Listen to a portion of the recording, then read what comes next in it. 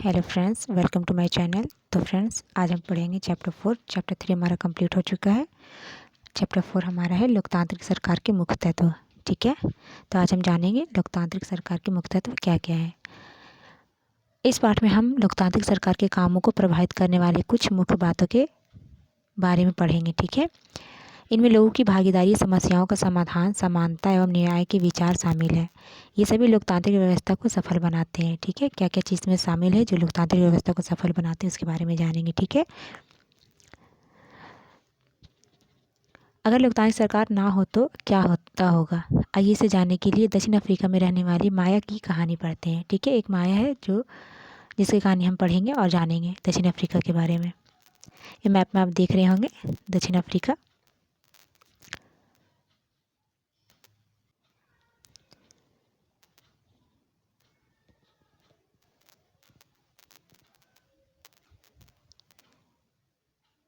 ये रहा अफ्रीका और ये रहा हमारा इंडिया। ठीक है, तो हम लोग देखेंगे। अब आगे पढ़ते हैं।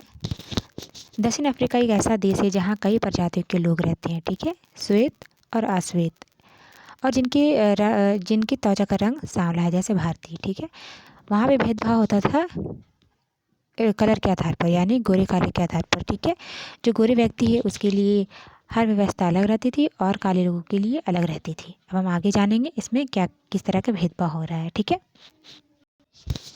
जोहान्सबर्ग में रहने वाले 11 वर्ष की दक्षिण अफ्रीकी लड़की माया नायडू एक दिन पुराने बक्सों की सफाई करने में अपनी माँ की मदद कर रही थी। ठीक है, एक लड़की थी, माया नाम था उसका, 11 साल की थी। वो घर की सफाई करने में अपनी माँ की मदद कर रही थी। ठीक है, तो उन्हें क्या हुआ, उसे एक रजिस्टर मिला, स्क्रैप बुक। ठीक है, स्क्रैप बुक का मतलब होता है जो अखबार के खास खबरें हैं उन्हें काट छाट कर रख लिया जाता है और उन्हें अपने अपने रजिस्टर में पेस्ट कर लिया जाता है। यानी इंपॉर्टेंट जो चीज़ आती है वो पेपर से काट करके उन्हें क्या किया जाता है, अपने रजिस्टर में पेस्ट करके उन्हें रखा जाता है। ठीक है, तो क्या हुआ, माया को वो रजिस्टर मिली।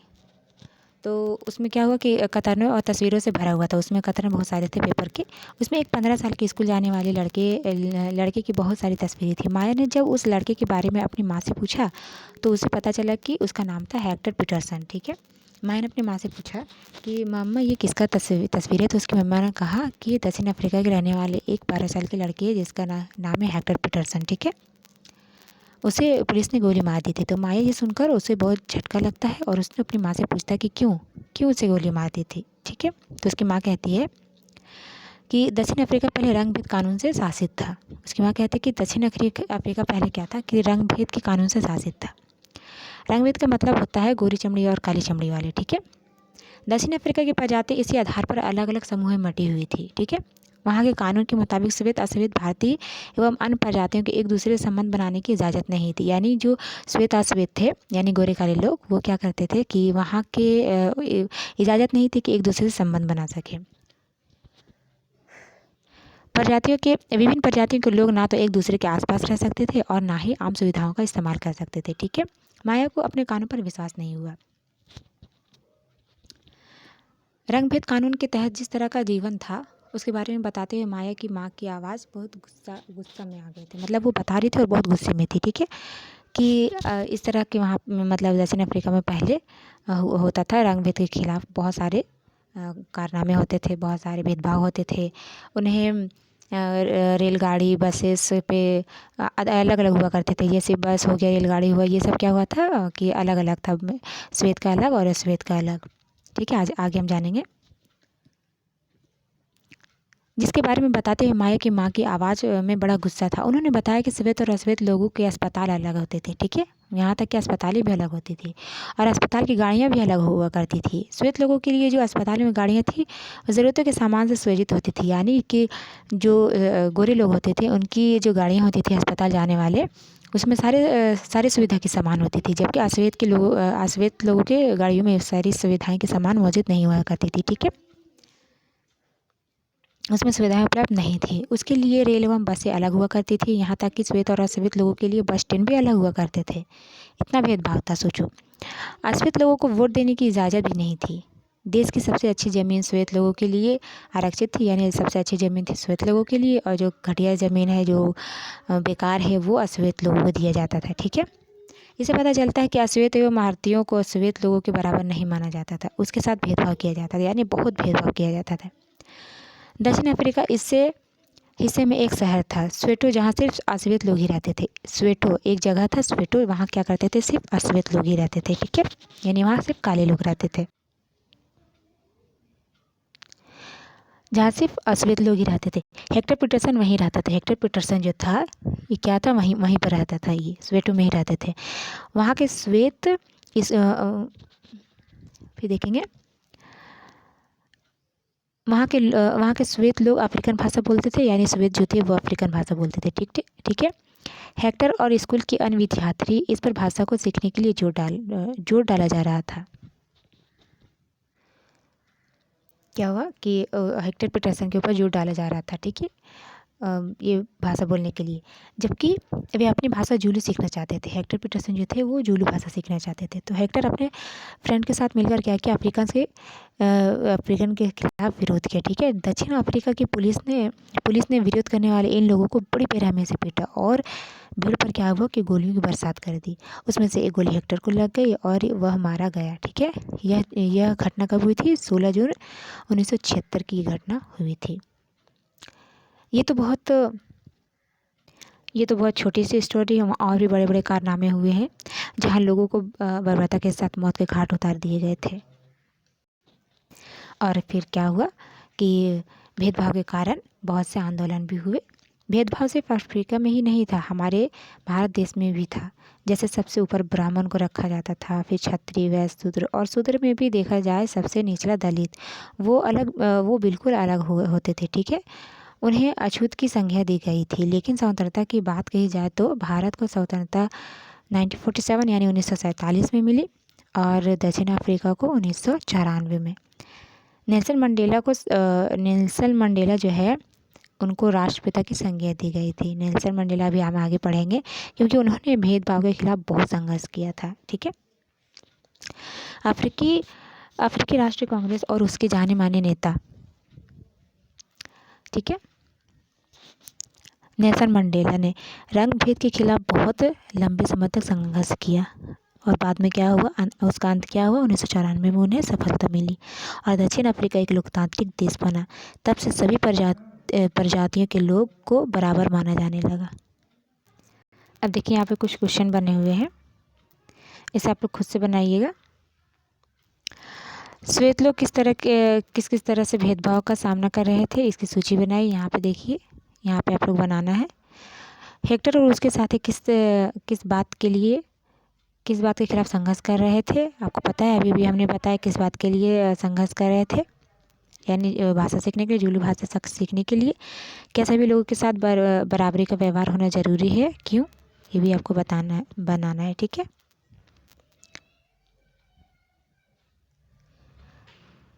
तो अब हम यहाँ देखेंगे, आइए अब हम समझने की कोशिश करते हैं कि सरकार के लोकतांत्रिक होने का हमारे लिए क्या मतलब है, ठीक है। सभी सरकारों को एक निश्चित समय के लिए चुना जाता है, ये तो आपको पता ही होगा। सॉरी, अब हम यहाँ पे देखेंगे भागीदारी, यहाँ से पढ़ेंगे, ठीक है। तो देखेंगे हम सरकार को कितने वर्षों तक चुना जाता है और क्यों चुना जाता है, ठीक है। लोकतंत्र में लोग निर्णय लेते हैं, चुनाव में वोट देकर वे अपने प्रतिनिधि चुनते हैं। ये प्रतिनिधि ही लोगों की तरफ से निर्णय लेते हैं। यह मानकर चला जाता है कि प्रतिनिधि निर्णय लेते वक्त लोगों की ज़रूरतों और मांगों को ध्यान में रखेंगे, ठीक है। और क्या करते हैं, सभी सरकारों को एक निश्चित समय के लिए चुना जाता है, ठीक है, निश्चित समय के लिए चुना जाता है। भारत में यह अवधि 5 साल की होती है, ठीक है। कितनी होती है, 5 वर्ष, ठीक है, 5 वर्ष की होती है, 5 साल की होती है। एक बार चुने जाने के बाद सरकार 5 वर्ष तक सत्ता में रहती है। सरकार का क्या होता है, फिर से सत्ता में बने रहने के लिए उन्हें फिर से चुनाव करवाना होता है। जब लोग उसे बार बार चुने जाते हैं तब वो क्या करते हैं, बार बार जीत जाते हैं और एक ही कुर्सी पर बने रहते हैं। चुनाव के समय लोगों के लिए वह घड़ी है जब वो लोकतंत्र में अपनी ताकत को महसूस करते हैं। इस तरह से नियमित चुनाव होने से लोगों का सरकार पर नियंत्रण बना रहता है, ठीक है। अब देखेंगे हम भागीदारी के अन्य तरीके। चुनाव 5 वर्ष में एक बार होते हैं। वोट देने के अलावा लोकतांत्रिक सरकार के निर्णयों और नीतियों में लोगों के भाग लेने के और भी कई क्या होते हैं कारण होते हैं, सॉरी तरीके होते हैं। लोग सरकार के कार्यों में रुचि लेकर और उसकी आलोचना करके भी अपनी भागीदारी निभाते हैं। देखिए आगे है, अगस्त 2005 में जब एक खास सरकार ने बिजली का किराया बढ़ा दिया था तो क्या हुआ था, लोगों ने अपना विरोध किया और बहुत ही तीखे रूप से व्यक्त किया। लोगों ने जुलूस निकाले और हस्ताक्षर अभियान चलाया। सरकार ने अपने निर्णय के बचाव में तर्क दिए, लोगों को समझाने की कोशिश की, लेकिन क्या हुआ, उससे लोगों की मांग माननी पड़ी। लोगों ने नहीं माना। ठीक है, बिजली के बढ़ाए गए दामों को घटाना पड़ा। सरकार को अपना निर्णय बदलना पड़ा क्योंकि वह आम जनता के प्रति जिम्मेदार है। ठीक है, क्या हुआ था कि बिजली के दाम बहुत बढ़ा दिए थे तो सरकार ने तो क्या हुआ कि पब्लिक ने इसे आंदोलन किया और इसे कम करवाया। ऐसे कई तरीके हैं जिसके द्वारा लोग अपनी राय व्यक्त कर सकते हैं और सरकार को यह समझा सकते हैं कि उसे क्या कार्रवाई करनी चाहिए। इस तरीके में धरने, जुलूस, हड़ताल, हस्ताक्षर अभियान आदि शामिल है। ठीक है, बहुत से तरीके हैं जिसे करके अपनी बात सरकार से मनवा सकते हैं। इनके जरिए जो बातें गलत है और न्याय संगत नहीं है उन्हें सामने लाया जाता है। ठीक है, इसके और भी बहुत सारे कारनामे हैं, जैसे एग्जाम्पल देती हूँ। 1975 में इमरजेंसी जो थी उसमें क्या था कि कांग्रेस ने अपनी तानाशाही तो चला ली, लेकिन क्या हुआ, अगली बार सरकार गिर गई थी। ठीक है, ये बहुत बात आप जानते होंगे शायद। फिर उसके बाद कांग्रेस ने क्या किया था, बहुत सारे प्रतिबंध लगाए गए थे। तो आप ये याद रखिएगा कि भारत में कभी किसी की तानाशाही नहीं चलती और जो भी चलाने की कोशिश करता है तो फिर आंदोलन स्टार्ट हो जाता है। ठीक है, और सरकार को पब्लिक की बात माननी पड़ती है। अखबार, अब देखिए यहाँ क्या है, अखबार, पत्रिकाएं एवं टेलीविज़न भी जनता से जुड़े मुद्दों और सरकार की जिम्मेदारियों पर चर्चा करने में महत्वपूर्ण भूमिका निभाते हैं। ठीक है, तो अब अखबार को ही ले लीजिए। अखबार को क्या होता है, चौथा स्तंभ माना जाता है। ठीक है, अखबार को इसकी भी भूमिका अहम है। अखबार की भूमिका बहुत अहम है। आपने एक कहावत भी सुनी होगी कि झुक जाती है सरकार अखबार के आगे और रुक जाती है तलवार अखबार के आगे। सही बात है। अगर हम देखें कि आज़ादी से पहले जो लड़ाई चली थी उसमें पत्राचार एक अहम माध्यम बना था और इन्हीं पत्राचार के माध्यमों ने देश में एक नव चेतना का जागृत किया, यानी नव चेतना को जगाया। ठीक है, इसलिए इसे चौथा स्तंभ भी की संज्ञा दी गई थी। इसके अलावा देश में और भी आंदोलन हुए हैं, जैसे दलितों से रिलेटेड है। ठीक है, दलितों पर अत्याचार, आदिवासियों पर अत्याचार, अल्पसंख्यकों पर अत्याचार, ये सारे आंदोलन होती रहती है, महिला सुरक्षा के नाम पर भी। ठीक है, अब आगे हम देखेंगे। जहाँ यह सच है कि लोकतंत्र लोगों को भागीदारी का मौका देता है, वहीं क्या करता है, यह भी सच है कि सभी वर्ग के लोगों को यह मौका नहीं मिल पाता है। लोगों के लिए भागीदारी का एक अन्य तरीका यह भी है कि वे आंदोलन करे, जो सरकार और उसके काम करने के तौर तरीकों को चुनौती दे। दलितों, आदिवासी, अल्पसंख्यक, महिलाओं एवं अन्य लोगों की भागीदारी अक्सर इन आंदोलन के जरिए ही हो पाती है। जब तक आंदोलन नहीं होगा तब तक क्या करता है, सरकार उनकी बातें मानती ही नहीं है। अगर देश के लोग सजग हैं और इस बारे में रुचि लेते हैं कि देश कैसे चलाया जाता है, तो उस देश की सरकार का लोकतांत्रिक स्वरूप और भी मजबूत हो जाएगा। अगली बार क्या है, अगली बार हमें शहर, कस्बे या गांव की गली से कोई जुलूस गुजरते हुए दिखे तो हम एक क्षण रुककर पता करेंगे कि जुलूस किस लिए निकाला गया है, उसमें भाग लेने वाले कौन लोग हैं और वे किस मुद्दे पर प्रदर्शन कर रहे हैं। इससे हमें यह समझने में मदद मिलेगी कि हमारी सरकार कैसे काम करती है। ठीक है, अब यहाँ पर देख रहे हैं आंदोलन करते दलित लोग, विवादों का समाधान। ठीक है, अब क्या हुआ कि हमने माया की कहानी तो देख ली है। माया ने किस तरह से अपने दक्षिण अफ्रीका की कहानी सुनी अपनी माँ के ज़रिए। उसमें ये देखा कि हमने कि माया की कहानी में पढ़ा कि कैसे विवादीय समस्याओं के समाधान के लिए कई बार हिंसा का प्रयोग किया जाता है। ठीक है, और क्या होता है, ऐसा इसलिए होता है कि एक समूह यह मान लेता है कि दूसरे समूह को विरोध करने से रोकने के लिए बल का इस्तेमाल करना उचित होगा। ठीक है, वे क्या करते हैं, बल का उपयोग कर देते हैं, जिससे बहुत सारे नुकसान भी हो जाते हैं। विवाद तब उभरता है जब विभिन्न संस्कृतियाँ, धर्मों, क्षेत्रों और आर्थिक पृष्ठभूमियों के लोग एक दूसरे के साथ तालमेल नहीं बैठा पाते हैं। क्या होता है कि अलग अलग धर्म के लोग एक दूसरे से तालमेल नहीं बैठा पाते हैं, तभी विवाद होता है। और ऐसा अब तक होता भी आ रहा है, ठीक है। ऐसा तभी होता है जब कुछ लोगों को लगता है कि उसके साथ भेदभाव किया जा रहा है। जैसे जाहिर सी बात है, भेदभाव होगा वहाँ तो विवाद होना ही है। लोग अपने विवादों को ख़त्म करने के लिए क्या करते हैं, हिंसात्मक तरीके भी अपनाते हैं, जिससे क्या होता है, अन्य लोगों को में भय और सुरक्षा की भावना फैलती है। सरकार की ये जिम्मेदारी होती है कि वह विवादों का समाधान करे, ठीक है। अब हम देखेंगे कि सरकार किस तरह की भूमिका निभाती है इसके समाधान के लिए, ठीक है। धार्मिक जुलूस और उत्सव कई बार समस्या का कारण बनते हैं, ठीक है। जब धार्मिक जुलूस होते हैं या कोई उत्सव त्यौहार होते हैं तो क्या होता है कि समस्या होती ही होती है दो धर्मों के बीच, ठीक है। उदाहरण के लिए लीजिए, धार्मिक जुलूस किस रास्ते पर निकले, यही कई बार विवाद का कारण बन जाता है, ठीक है। अब देख लीजिए, दो दो दो धर्म है, ठीक है। दो धर्म में, एक हिंदू है और एक मुस्लिम है, ठीक है। तो क्या हुआ कि दोनों का टाइमिंग एक ही है जुलूस निकालने का, और दिन भी एक ही है, ठीक है। और इस रास्ते से अगर हिंदू का जुलूस आ रहा है, इस रास्ते से मुसलमान के बीच में टकराव तो होना ही है, ठीक है। तो विवाद यहाँ से उत्पन्न हो जाएगा। तो सरकार का कार्य क्या रहता है कि वो उसका टाइमिंग चेंज कर दे, ठीक है। इसका टाइमिंग 2 बजे हो गया और ये इसका टाइमिंग 1 बजे हो गया। 1 बजे अपना जुलूस निकाल सकते हैं और ये 2 बजे अपना जुलूस निकाल सकते हैं। लेकिन नहीं, अगर कोई नहीं मानता है तो क्या कहते हैं, इनके रास्ते अलग कर दिए जाते हैं। ये पूरब की ओर अपने जुलूस निकाल रहे और ये पश्चिम की ओर अपने जुलूस निकाल रहे, ठीक है। इस तरह से समस्याओं का समाधान करते हैं सरकार। क्या होता है फिर, आगे देखते हैं। कई बार हिंसा भड़कने का खतरा रहता है। कभी कभी जुलूस के लोग उत्तेजित हो जाते हैं। कभी लोग जुलूस पर पत्थर फेंकने या उसे रोकने की कोशिश कर सकते हैं, ठीक है। कई बार आपने देखा होगा कि जुलूस निकल रहा है, उसमें पत्थर की बारिश हो रही है, ठीक है।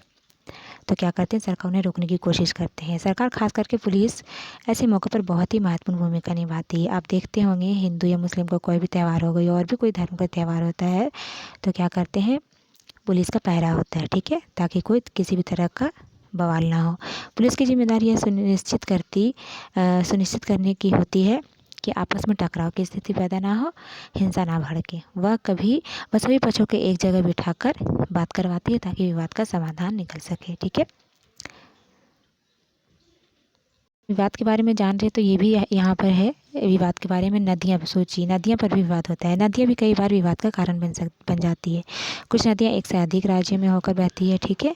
जिस राज्य से नदी गुजरती है वहाँ क्या होता है, उसके बीच में नदी के पानी का बंटवारा विवाद का कारण बन जाता है। उदाहरण के लिए लीजिए, कर्नाटक और तमिलनाडु, यहाँ पे हमेशा विवाद होता रहता है पानी के लिए। मान लीजिए इस तरह से पानी आ रहा है, ठीक है, नदी से पानी आ रही है, यहाँ इन्होंने रोक दिया पानी, कर्नाटक के लोग, तमिलनाडु में पानी नहीं आ रहा है, तो क्या होता है कि विवाद का कारण बन जाता है। तो थोड़ा पानी इन्हें भी मिलना चाहिए और थोड़ा पानी इन्हें भी मिलना चाहिए, ठीक है, ताकि सबका काम हो।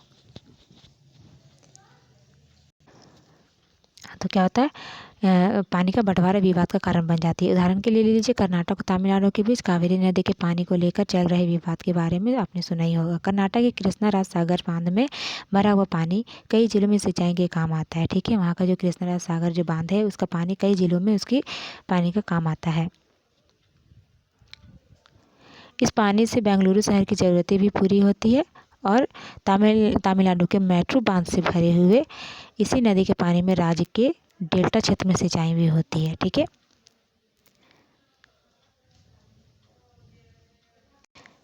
ये देखिए, कावेरी नदी ये तमिलनाडु और कर्नाटक से होकर गुजरती है, ठीक है। दोनों बांध एक ही नदी पर बने हुए हैं। कर्नाटक का कृष्णा राज सागर बांध कावेरी नदी के ऊपरी छोर पर है और तमिलनाडु का मैटूर बांध में पानी तभी भरा जा सकता है जब कृष्णा राजा सागर बांध से पानी छोड़ा जाए, ठीक है। जब कृष्णा राजा सागर बांध से पानी छूटता है तभी क्या होता है, मैटूर बांध में पानी भरा जाता है, याद रखिएगा। दोनों राज्यों को अपने लोगों की ज़रूरत के लिए भरपूर पानी चाहिए, जो कि नहीं मिल पाता है। इसके विवाद उत्पन्न हो जाता है, इसीलिए वहाँ पर विवाद होता है, पानी कंप्लीट नहीं हो पाता है राज्यों में। तब राष्ट्रीय सरकार को एकदम कदम उठाना पड़ता है ताकि दोनों राज्यों के लिए पानी का सही बंटवारा हो सके।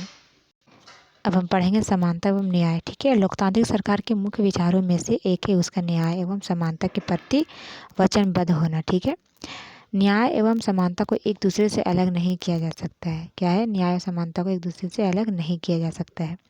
अस्पृश्यता यानी छुआछूत की प्रथा पर अब कानून द्वारा रोक लगा दी गई है। अस्पृश्यता कांड कब हुआ था? अनुच्छेद कितना में लिखा हुआ? अनुच्छेद 17 अस्पृश्यता कांड। ठीक है,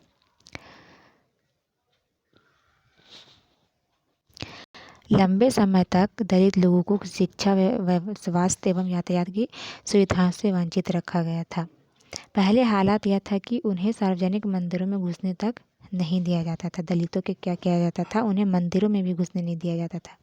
डॉक्टर भीमराव अम्बेडकर जी थे, जिनके बारे में आपने पहले चैप्टर में हमने पढ़ाया है, और कई अन्य लोगों ने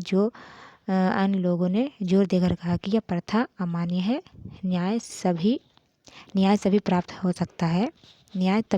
सकता है जब सब लोगों के साथ बराबरी का व्यवहार हो। ठीक है, सरकार की समानता और न्याय की ज़रूरत को पहचानती है। सरकार भी क्या करती है? सरकार भी समानता और न्याय की ज़रूरत को पहचानती है। ठीक है, और उन समूहों के लिए विशेष प्रावधान करती है जो समाज में अभी बराबर नहीं माने जा रहे हैं। जैसे हमारे समाज में यह आम प्रवृत्ति है कि लोग लड़कों की देखभाल लड़की से ज़्यादा करते हैं। ठीक है, इसका मतलब है कि समाज लड़कियों को उतना महत्व नहीं देता जितना किसे देते हैं? लड़कों को देते हैं। ठीक है, यह धारणा गलत एवं अन्यायपूर्ण है। ठीक है, क्योंकि लड़की अगर लड़का टीचर बन सकता है तो लड़कियां टीचर नहीं बन सकती।